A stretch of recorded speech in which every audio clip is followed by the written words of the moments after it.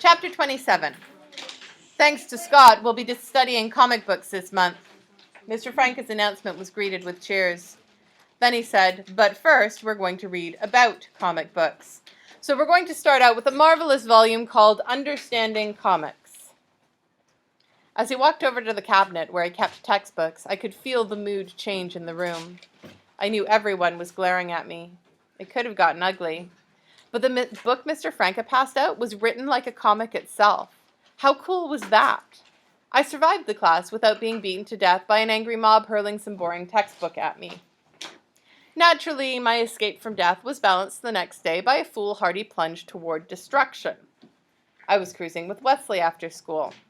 All of a sudden, he swore and pulled to the curb. There were 3 guys on the sidewalk hanging out by the mini-mart on Dwyer Street. They've been ducking me for weeks, Wesley said. He hopped out of the car and walked toward them. Pay up! The guy in the middle said, what if we don't feel like it? You want to find out? I had no idea what this was about, other than money. I don't know why they owed him. All I knew was I couldn't just sit there. It was 3 against 1. So I got out of the car and joined Wesley. Now it was 3 against 1.5. Actually, I knew one other thing. I was terrified. The 3 guys barely glanced at me, but the guy in the middle dug into his pocket and pulled out a couple of 20s, which he handed to Wesley. We went back to the car. I went back to breathing. You didn't have to do that, Wesley said. I just nodded. I wasn't sure I could talk without squeaking. Thanks, he added. He drove 2 blocks, then pulled into the lot of another mini-mart. They have great cocoa here, with little marshmallows. I love those little marshmallows. April 8th. I stood up with Wesley today, side by side, shoulder to shoulder. Okay, make that shoulder to elbow. Not that he needed me. Still, it felt good. I wish I'd stood up for Mouth when everyone was trashing him. At least I stood up for Lee when that note was on our locker. Sorry to get all serious, but it's been on my mind. I mean, Kyle stood up for me all the time, but then he just dropped me for some new friends. I don't get it. Or maybe I get some of it. Kyle needs to be part of a group. So when our group started to fall apart, Kyle found a new one. Here's something a bit more positive. I think I just wrote my best article ever. It's about a girls' track meet. I didn't use any gimmicks or clever stuff. I just found the perfect words and the perfect mood to describe what happened. Listen, here's my favorite part. When Erica Mason cleared the first hurdle, it seemed as if she didn't believe in gravity. By the end of her race, the cheering crowd had joined her in joyous disbelief. The rarefied air of magic continued into the high jump, where Kate Baylor soared to a new personal best, skimming the bar with breathtaking elegance. Not bad, huh? No more calisthenics in Spanish class. When we came in on Monday, the new teacher had already written her name up on the board, Ms. Cabrini. I didn't have my hopes up. Hello, class, she said to us in perfect English. I'm looking forward to teaching you. That got my attention. So did the next thing she said. I was born in Argentina. I've also lived in Spain and Mexico. I've visited Puerto Rico and most of the countries in Central America. There are many dialects of Spanish, but with a bit of practice, you'll be able to make yourself understood all over the world. She picked up the textbook. We may as well take up where your last teacher left off. Then she started reading the lesson. I stared at her, completely lost. It sounded wonderful. It sounded like Spanish. I just didn't have a clue what any of it meant. Without hearing it in a French or Australian or Vietnamese accent, I couldn't understand a word. Caramba. Tuesday, I walked up behind Lee in the hall with a copy of the paper and tapped her on the shoulder.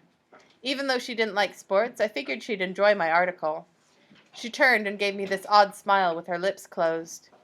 Then, just when I was about to say something clever about how she should broaden her reading interests, she opened her mouth, curled her lips, and hissed. But it wasn't the hiss that spooked me. It was the fangs. She had vampire teeth. There's nothing like an unexpected encounter with a set of overgrown canines to drive home the true meaning of fear. Will you cut that out? I said, after I'd regained the ability to speak, and determined that my pants were still dry. She spat the teeth into her palm. Cool, huh? Then she held out her hand. Want to try them? Ick, no way. She rubbed them on her shirt. You sure? Positive. She popped them back in. Suit yourself. She gave me another hiss, then danced down the hall, leaving me with the paper in my hand. When I got home, I showed the article to Mom. That's really wonderful, she said after she'd read it. That night, I held out the paper to Bobby. This is my best article yet, I told him. Cool. Put it on the bed. I'll read it later, he said. He didn't look busy, but I didn't argue with him. April 10th. 3 different girls checked me out when I walked down the hall in school today. They must have read my writing and decided they wanted to get to know me better. I think that by the end of the year, I'll have a fan club. Girls think writers are awesome. Guess what we're learning about in English class? The unreliable narrator. That's what you call it when the person telling a story isn't telling the truth. Like in what I just wrote. Unfortunately. And sometimes the narrator is lying to himself. Maybe that's what I'm doing when I remember how well I knew Julia back in kindergarten. But I don't think so. I really believe we were sort of friends once. The point is, you aren't always going to be told the truth. It's funny, I listen to different people different ways. When Mr. Franca tells me something, I just assume it's right, even though he's always telling us to examine and question everything we hear. When Lee tells me something, I figure there are 20 layers of meaning hidden in her words. Or maybe no meanings at all. I still haven't figured it out. With Wesley, on the other hand, he says exactly what he means. Patrick was always pretty honest. So was Mitch. With Kyle, I used to assume that half the stuff he said was bull, but it didn't matter. You take your friends for what they are. When Mom and Dad tell me something, I don't even think about whether it's right or wrong. I just know it's the law. It's the same, I guess, with Bobby. You get used to listening to your older brother and doing what he says. Hey, that should work out fine for me, shouldn't it, brother? Mr. Franca has this huge file cabinet full of comics and graphic novels. We could read any of them that we wanted as long as we wrote up a response afterward. I even wrote one of my responses as a comic. I knew it was sort of an obvious thing to do, but Mr. Franca liked it, and he gave me a 98. There were some pretty cool old horror comics in the piles, and these weird modern ones that didn't make a whole lot of sense, but were still sort of fun to read. I think they were the graphic equivalent of modern poetry. Someone was scamming someone, but that's okay. The art in them was pretty amazing, and some of the old comics didn't make all that much sense either. I figured I'd buy a couple of the really cool ones at the magazine place in town and send them to Mouth. On the way home from school, I finally asked Wesley if he'd finished The Princess Bride. He'd had the book for ages. Yeah? Did you like it? Sure. So you're done with it? I asked. He nodded. Gave it to my cousin. Oh, at least he'd liked it. Got another good book? He asked when he pulled up at my house. Tons, I said, though in my mind I saw my shelves slowly growing empty as the contents of my library shifted, book by book, to Wesley's cousin. After dinner, when I walked past Bobby's room, I noticed a school paper on the floor. Bobby was sitting on his bed listening to music. You read it? I asked. He nodded. Nice job, little brother.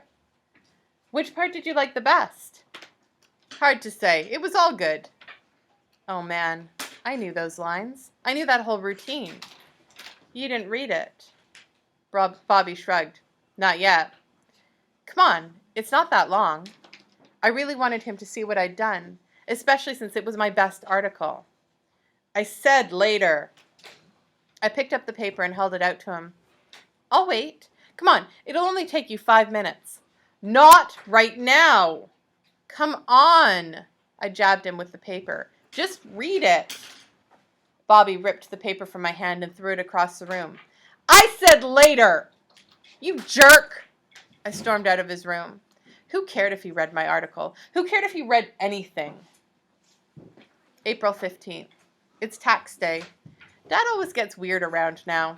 He almost never gets angry, but this is one of the few times of the year when the wrong thing can make him yell. Mom keeps telling him he should go to one of those tax places, but Dad insists on doing all of the taxes himself. He'll spend all evening surrounded by hundreds of pieces of paper. That's not his natural environment, and it makes him edgy. On the bright side, trout season opens this Saturday, which more than makes up for the tax stuff.